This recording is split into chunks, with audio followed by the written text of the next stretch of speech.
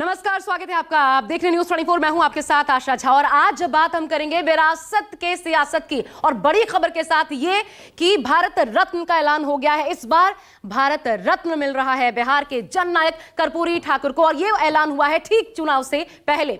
दरअसल इसके पीछे कारण ये कि राजनीति में उत्तराधिकार पर जंग का इतिहास रहा है। वक्त के साथ सदियां बदल गई लेकिन विरासत की जंग बरकरार है। गांधी, पटेल, अंबेडकर, शिवाजी और बाला साहब के बाद अब एक और नाम इस लिस्ट में जुड़ गया है। वो नाम है कर्पूरी ठाकुर का और जननायक के तौर पर कर्पूरी ठाकुर को बिहार में जाना जाता है, जिनकी विरासत की जंग में अब भाजपा कूद पड़ी है। वो भाजपा जो कभी जनसंघ के तौर पर ठाकुर की आरक्षण नीति के खिलाफ खड़ी थी। आज वक्त का पहिया ऐसा घूमा कि जातीय गणना के दौर में भाजपा के लिए कर्पूरी ठाकुर की विरासत पर दावा समय की सबसे बड़ी जरूरत बन गई है। आज देखिए 2024 में जरूरी किसकी? कर्पूरी। 1977 में कर्पूरी ठाकुर जी के सबसे बड़े विरोधी पार्टी के अंदर कोई थे तो उसका नाम था नीतीश कुमार। बिहार की नाजुक स्थिति है, उसको देखते हुए बिहार के लिए जो काम करना चाहिए सबके लिए उन्होंने बड़े बड़े कामों की शुरुआत की। बिहार हिंदुस्तान का एक साधारण सूबा नहीं,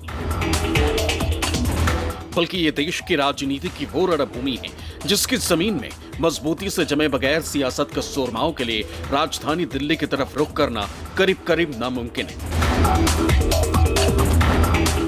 तभी तो पिछले 75 सालों में यह सियासत की सबसे बड़ी किंवदंती बन चुकी है कि जिसने बिहार जीत लिया उसने दिल्ली का आधा रास्ता तय कर लिया। लेकिन आजकल बिहार में 2024 को लेकर सियासी सरगर्मियां तेज हैं। हर पार्टी 24 के रण में जीत के लिए कोई कसर नहीं छोड़ रही। ज्यादा से ज्यादा वोट बैंक को अपने पाले में लाने की हर जुगत कर रही। इसी कड़ी में 2024 के लोकसभा चुनाव से पहले कर्पूरी ठाकुर के नाम की लूट मची हुई। सभी दलों का मानना है कि ईमानदार और साफ सुथरी छवि वाले बिहार के पूर्व मुख्यमंत्री कर्पूरी ठाकुर की जयंती और पुण्यतिथि के मौके पर एक खास वोट बैंक का भरोसा जीतना आसान होता है। यही कारण है कि 24 जनवरी की अहमियत राजनीतिक रूप से पिछले कुछ सालों में सभी दलों के लिए तेजी से बढ़ी है। इस दिन कर्पूरी ठाकुर की जयंती के बहाने राजनीतिक दल उनकी विरासत पर अपना दावा जताने का काम करते हैं। इसी प्रयास के तहत सभी दल अपना वोट बैंक बढ़ाने और 24 में संसद का सफर तय करने में जुटे।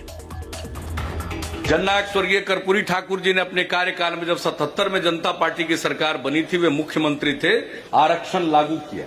इसके लिए उनको कितना झेलना पड़ा था। और सच पूछिए तो जो उन्होंने आरक्षण लागू किया इसलिए उनको अपना कार्यकाल पूरा करने का मौका नहीं दिया गया और कितना त्याग किया उन्होंने और ये लागू हो गया। बिहार की राजनीति में एक बार फिर से विरासत पर सियासत शुरू हो चुकी है। कर्पूरी जयंती के बहाने तमाम जो पॉलिटिकल पार्टी है यह बताने की कोशिश करेगी कि अति पिछड़ा के सबसे बड़े हिमायती हम हैं और सबसे बड़ी बात है कि इसमें सभी लोग यानी सभी पॉलिटिकल पार्टी अति पिछड़ा वोट बैंक को भुनाने की कोशिश करेगी जयंती के बहाने। वोट बैंक की सियासत ने कर्पूरी ठाकुर को सभी दलों के नजदीक लाकर खड़ा कर दिया। बिहार के तमाम राजनीतिक दल कर्पूरी ठाकुर के 100वीं जयंती को बड़े आकार में मनाने की तैयारी कर रहे हैं। बिहार के तमाम राजनीतिक दलों ने 24 जनवरी को कर्पूरी ठाकुर की जयंती समारोह बड़े ही धूमधाम से मनाने की तैयारी कर रखी। राजनीतिक दलों के बीच कर्पूरी ठाकुर की जयंती मनाने की होड़ मची।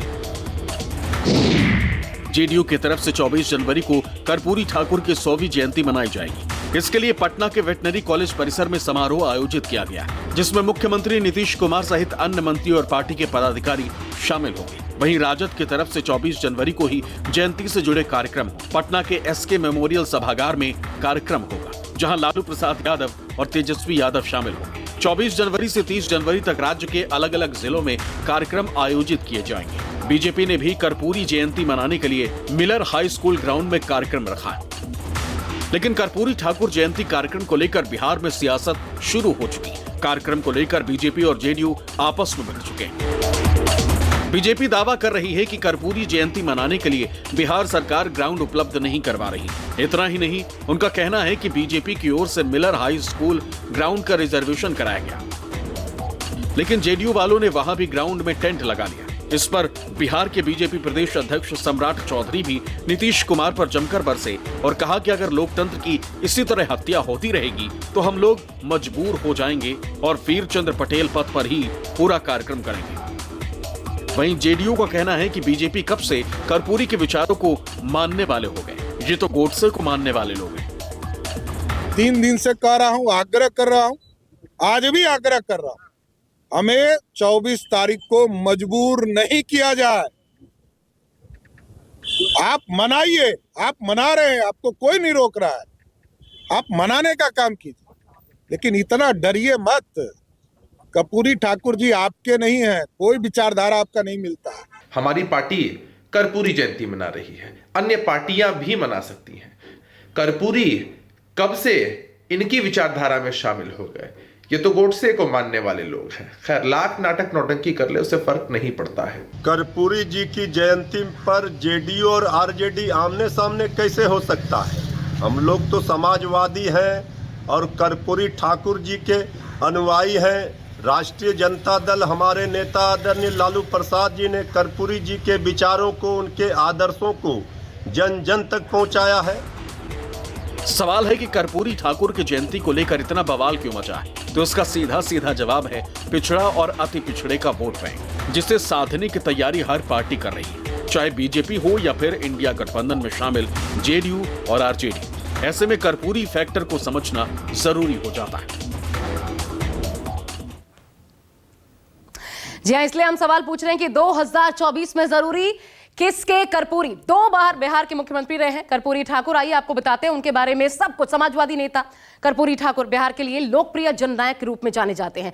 देश में अति पिछड़ा वर्ग और ओबीसी आरक्षण का प्रणेता भी नहीं माना जाता है। 1978 में मुख्यमंत्री के रूप में कर्पूरी ने तत्कालीन जनता पार्टी सरकार के एक प्रमुख घटक भारतीय जनसंघ के विरोध के बावजूद आरक्षण व्यवस्था लागू की, जिसमें 26% आरक्षण का मॉडल उन्होंने लागू किया।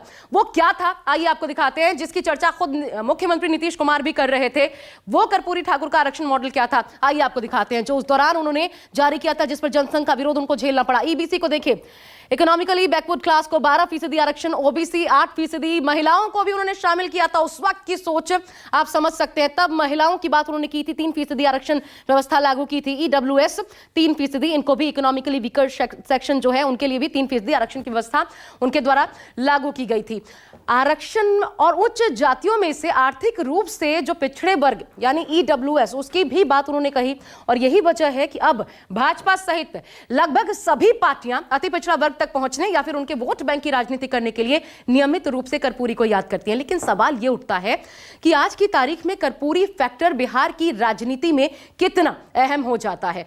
तो चलिए उसे भी हम समझाने की कोशिश करते हैं। देखिए, ओबीसी आरक्षण, बिहार में ओबीसी वोट बैंक दरअसल मील का पत्थर बन गया है और यही कारण है कि बिहार में बीजेपी के लिए कर्पूरी मजबूरी भी बन चुके हैं। ओबीसी वोट बैंक मील का पत्थर तो बना है। अन्य पिछड़ा वर्ग दरअसल कितना है, 63%। ये जो अभी जातीय गणना हुई थी उसमें 63% ओबीसी का वोट बैंक नजर आया। बिहार की 13 करोड़ से अधिक की आबादी में सबसे बड़ी हिस्सेदारी वाली ये कैटेगरी है। 63 में आपको बता दें, अगर आप डिवाइड करें तो कैसे डिवाइड होता है, 27% ज्यादा पिछड़ी जाती है, जबकि अति पिछड़े उनकी बात की जाए यानी ओबीसी में ही जो अति पिछड़े हैं उनकी 36% तादाद है। यानी पिछड़ों में सबसे कमजोर 36% है, जिसमें नाई आते हैं, लोहार है, मल्लाह है, तिली है। ये तमाम जातियों की हालत ओबीसी में ज्यादा चिंतनीय है। ये कमजोर में और ज्यादा कमजोर है और सभी पार्टियां कर्पूरी ठाकुर के माध्यम से इसी वोट बैंक को 36% जो आंकड़ा हम आपको बता रहे हैं, इसी को दरअसल साधने की कोशिश कर रही हैं, क्योंकि इनकी बात कर्पूरी ठाकुर ने की थी। इसके अलावा देखिए आगे नंबर 2 देखिए, मुस्लिम और यादव वोट बैंक पर भी नजर है। बिहार में यादव 14.26% है। मुस्लिमों की बात करें तो 17.73%, लगभग 3% ज्यादा।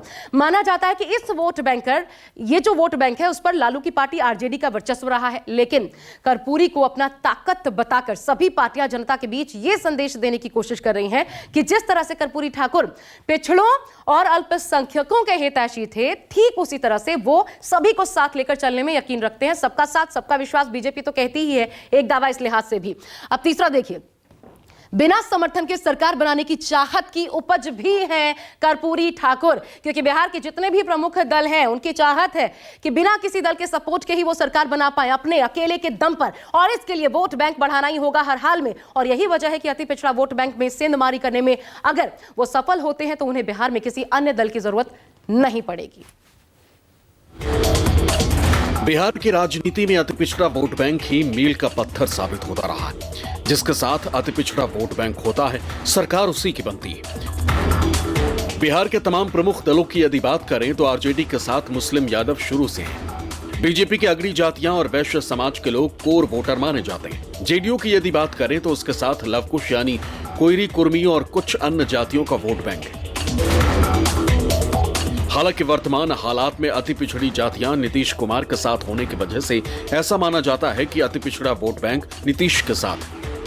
अन्य पार्टियों की यदि बात करें तो कांग्रेस, हम, लोजपा और लेफ्ट जैसी पार्टियों के पास उनके कैडर वोट बैंक जो कल थे वो आज भी हैं। कांग्रेस का वोट बैंक जरूर कम हुआ है, लेकिन अन्य छोटे दलों का कैडर वोट बैंक अभी भी बरकरार है। जो सामाजिक आर्थिक सर्वे की रिपोर्ट बिहार में आई उसमें ईबीसी 36% है। कर्पूरी ठाकुर शोषितों, वंचितों, पिछड़ों के एक बड़े नायक तो थे ही बिहार में। बतौर मुख्यमंत्री के तौर पर उन्होंने रिजर्वेशन को पहली बार इम्प्लीमेंट किया था, तो उसके नायक के रूप में तो ये जाने ही जाते हैं। लेकिन उसके साथ साथ सारी पार्टियों को अब याद इसलिए आने लगे हैं कि 36% का वोट बैंक साधनी है, और 36% का वो आंकड़ा जो भी पार्टियां साधने में कामयाब हो जाएगी उनके हिस्से में परिणाम आएंगे। बिहार के तमाम गठबंधनों की बात करें तो लगभग सभी गठबंधनों में गांठ है। नीतीश कुमार के एनडीए से निकल जाने के बाद तो दूरियां साफ हो गई हैं, लेकिन महागठबंधन में भी सब कुछ ठीक नहीं। तमाम दल एक दूसरे को पटखनी देने में लगे, चाहे जेडीयू और बीजेपी के बीच गठबंधन हो या फिर जेडीयू आरजेडी के बीच का। तीनों दलों की यही कोशिश रही है कि सहयोगी दल के मुकाबले उनके दल का महत्व अधिक हो। इसी कड़ी में एक दूसरे के खिलाफ बयानबाजियों और एक दूसरे को हराने का आरोप जैसे मामले आते रहे। पिछले कुछ वर्षों में बिहार के प्रमुख दलों के बीच मजबूरी में समझौते हुए, लेकिन अंदर ही अंदर एक दुराव का भाव भी रहा है। ऐसे में अगर बिहार के जातीय समीकरण की बात करें तो आंकड़े देखिए। बिहार में यादव 14.26% है, वहीं मुस्लिम आबादी 17.70%, कुशवाहा 4.21%, ब्राह्मण 3.65%, राजपूत 3.45%, बनिया 2.31%, कुर्मी 2.87%, भूमिहार 2.86% और कायस्थ की आबादी 0.06%। बिहार की राजनीति में अदर बैकवर्ड क्लास यानी ओबीसी वोट बैंक का बोलबाला है। चुनाव आते ही राजनीतिक दलों को ओबीसी की चिंता सताने लगती है, ओबीसी को आगे बढ़ाने की याद आने लगती है। यही वजह है कि लोकसभा चुनाव से पहले पीएम मोदी हो या फिर विपक्षी नेता, सबकी जबान पर ओबीसी शब्द चढ़ चुका है और पक्ष विपक्ष ओबीसी के नाम पर एक दूसरे को आईना दिखाने में जुटे। तो दरअसल मुद्दा है जातीय गणना का, जिसने बीजेपी की चिंता बढ़ा दी है चुनाव से ऐन पहले। और कैसे, अब वो भी समझिए। जातीय गणना के आंकड़ों के मुताबिक जो कहानी सामने आई है, जो जातियां दरअसल 2024 में बीजेपी का साथ देंगी उनमें, यानी जो बीजेपी का कोर वोट बैंक है उसके मुताबिक देखिए कौन कौन से ये समझे जाते हैं। ब्राह्मण देखिए 3.65%, राजपूत है 3.45%, भूमिहार 2.86%, कायस्थ 0.60%। इसके अलावा और कौन सी पार्टियां बीजेपी के कोर वोट बैंक के रूप में? बनिया है, तेली, सोनार, हलवाई। बनिया 2.31%, तेली 2.8% के करीब। दोसाद, मल्लाह, मुसहर ये भी एनडीए के साथ ही माने जाते हैं। थोड़ा बहुत छिटकता है लेकिन फिर भी इनका वोट बैंक एनडीए के पाले में जाता है। यानी एनडीए गठबंधन के साथ कुल अगर ये पूरा आप जोड़ दें तो हो जाता है 27.95% का आंकड़ा। जातिगत आंकड़ा ये नजर आता है। लेकिन इतना ही नहीं, अगर 2024 के चुनाव में मोदी फैक्टर काम कर जाए तो ये आंकड़े आपको बता दें बदल सकते हैं। कैसे, अब वो भी दिखा देते हैं आपको। यानी 27 से कितना आगे बढ़ेगा मोदी फैक्टर के सहारे, वो समझ लीजिए। इसमें कुछ जो असर देखने को मिलता है वो मुसलमानों का भी, क्योंकि मोदी के नाम पर वो भी वोट जाता रहा है पहले भी। वो दिखाते हैं किनका है। दरअसल मुसलमान जो दर्जी ये कैटेगरी है वो 0.25% है, लोहार 3.45%। इसके अलावा मुस्लिम धुनिया, ये जो दो आपको नजर आ रहे हैं, ये भले आपको आश्चर्यजनक लगे लेकिन ये हकीकत है बिहार की, 2.86%। इनका भी वोट मोदी के नाम पर जाता है और बढ़ई है 0.60%।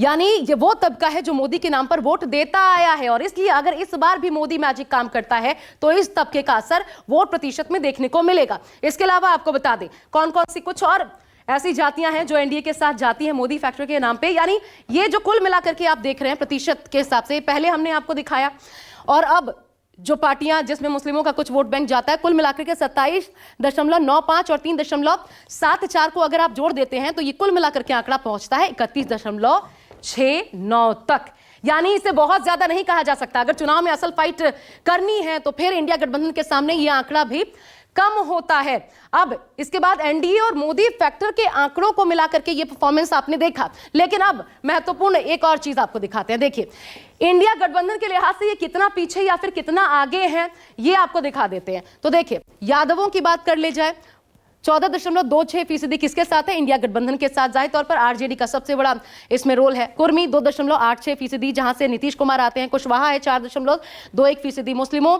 का वोट बैंक 17.70%। MY फैक्टर जो है वो काम करता है और ये चला जाता है, बिहार में समझा जाता है कि आरजेडी के साथ। इसके अलावा देखिए, कानू है 2.21%, कुम्हार 1.40%, बढ़ई 1.45%, अनुसूचित जाति का वोट बैंक है 8.66%। ये भी इंडिया गठबंधन के साथ माना जाता है। हालांकि ये वोट बैंक आरजेडी जेडीयू के बीच जरूर समय समय पर शिफ्ट होता है, इंडिया के साथ रहता है, लेकिन शिफ्टिंग इनकी होती रहती है और इस बल पर कौन पार्टी मजबूत या फिर कौन पार्टी कमजोर, इसका पता लगता है बिहार में आरजेडी जेडीयू के बीच में। और इनका अगर अब कुल मिलाकर के आप जातीय आंकड़ा देखें तो ये कहां पहुंच जाता है, आपको दिखाते हैं। कुल पहुंच जाता है, ये देखिए 52.76%।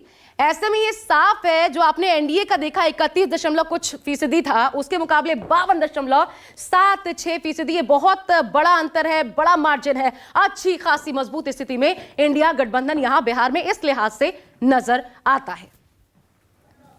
और चलिए, ये हुई बिहार की राजनीति, लेकिन अब ये जो वोट बैंक की सियासत है, दरअसल कर्पूरी ठाकुर के नाम पर इसी को साधने की कोशिश की जा रही है, खासकर ओबीसी में जो अति पिछड़े हैं, क्योंकि वंचितों शोषितों की बात कर्पूरी ठाकुर ने की थी, लेकिन 77 के बाद अब जब जनसंघ था और अब भाजपा, कितना ये बदल पाएंगे, ये जरूर देखने वाली बात होगी, क्योंकि वक्त का पहिया घूम चुका है और विरासत की सियासत शुरू हो चुकी है। एक छोटा सा ब्रेक इसी के साथ, देखते रहिए न्यूज़ 24।